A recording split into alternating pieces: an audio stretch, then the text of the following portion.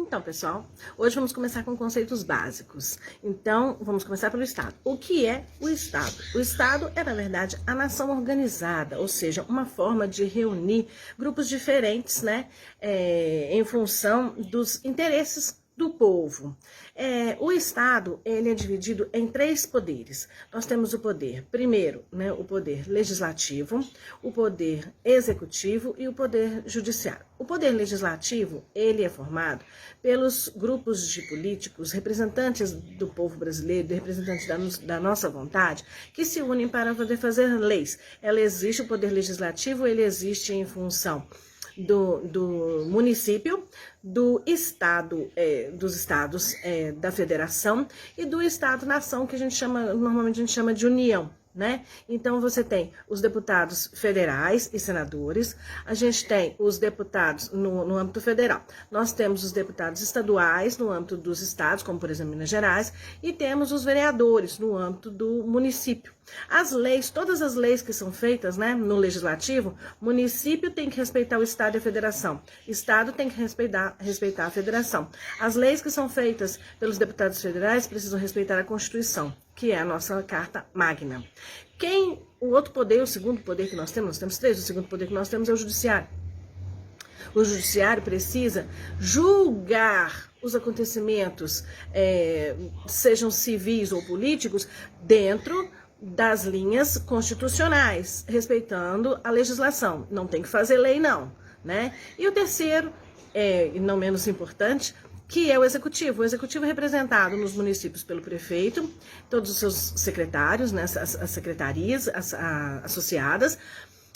No estado nós temos o governador, todas as suas secretarias associadas, e no caso do governo federal, que é o caso do presidente da república, ele tem os seus ministérios e secretarias também associadas. Então, o trabalho conjunto de tudo isso é que determina como é que nós brasileiros, povo brasileiro, vivemos. Por isso é tão importante escolher pessoas preparadas para poder conseguir debater, conversar com os opositores, né, e com as pessoas com quem eles formam aliados, para que a gente consiga escolher as melhores leis, né, consigamos votar as melhores leis para beneficiar o país como um todo e não pequenos grupos, preocupados com interesses próprios ou interesses, se não pessoais, de grupos pequenos. E isso faz com que o país se torne o nosso país, ainda mais nosso país que é extremamente grande, tem dimensões continentais, ele se torna extremamente fragmentado, ou seja, a gente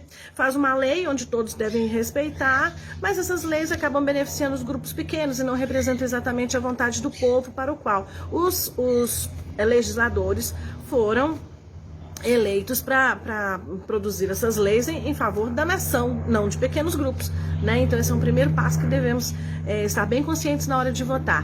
Temos que escolher pessoas que estejam alinhadas com interesses da nação, né? E não de ideologias, de pequenas ideologias, de partidos políticos, né? Precisamos pensar no nosso país de uma maneira onde todos possam ser beneficiados da melhor maneira possível, tá bom? É isso aí, aula 1.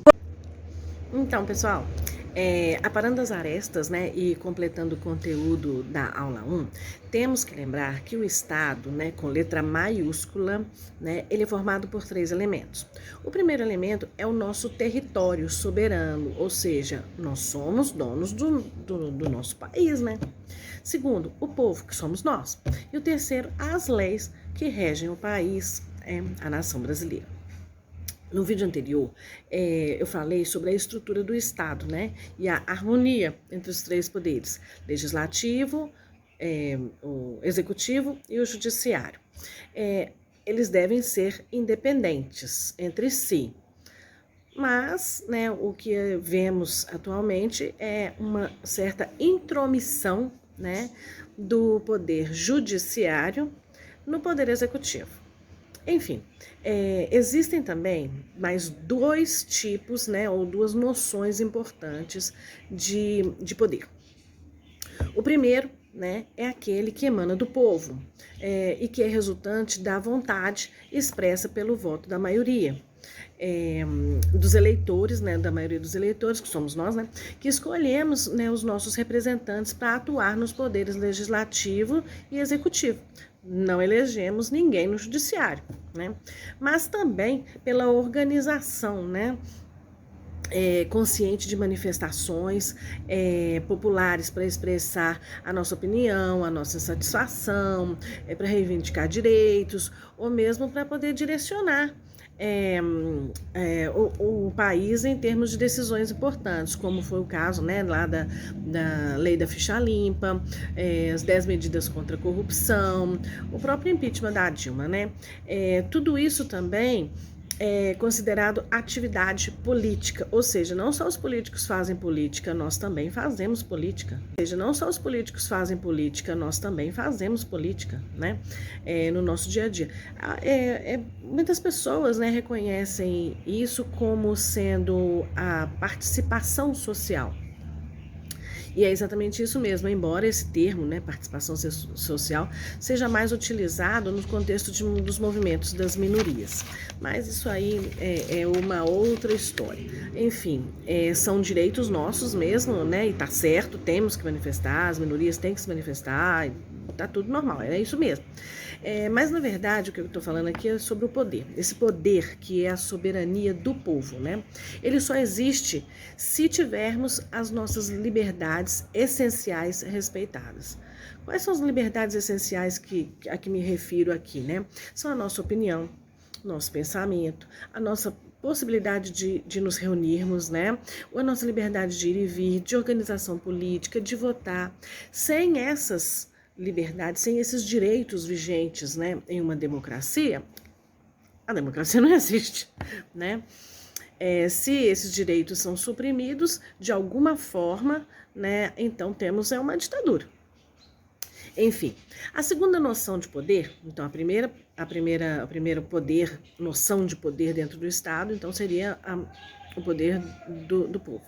A segunda noção de poder, ela depende da primeira, né? Porque trata-se da força política, econômica, a força de recursos naturais que nós temos, né? A força psicossocial, tecnologia e ciência, tecnologia científica e também a força bélica de um país. Ou seja, tudo isso constitui a força de um país, né? Não tem a ver com o poder, né? Esse é o poder de uma nação frente às demais nações, e inclusive em relação ao seu próprio povo, ou seja, esse segundo poder, né, que o país que o Estado pode ter, ele depende basicamente do poder do povo, né? Porque, na verdade, ele se baseia no próprio poder humano, né, que é característico da nação. E é a partir desse poder humano que lida com todos esses elementos, né, que fazem parte dessa segunda forma de poder, que ele gera a condição de vida do povo, né? E ele depende basicamente de como as nossas riquezas são administradas. Daí a importância, né, do povo ser responsável ao eleger os seus representantes, porque são eles que vão controlar as riquezas para garantir a nossa qualidade de vida. Percebe como tudo é um ciclo, né? Ou seja, é uma engrenagem, um ciclo não, uma engrenagem, né? Então, o que acontece? Ao elegermos os nossos representantes, a gente, para o legislativo e para o executivo, eles precisam estar comprometidos com os interesses da nação, de novo, completando o que eu falei lá no vídeo 1.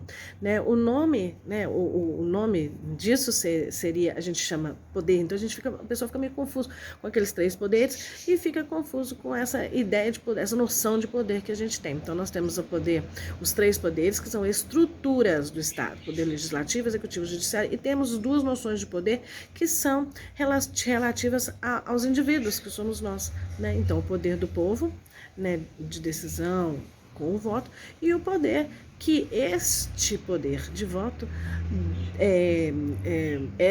esse poder que é resultante da administração ou da gestão daqueles que a gente escolheu com o voto, né? O governo, ele deve atuar em nome do povo, né, para o bem do povo. E essa é a base da verdadeira democracia, tá bom?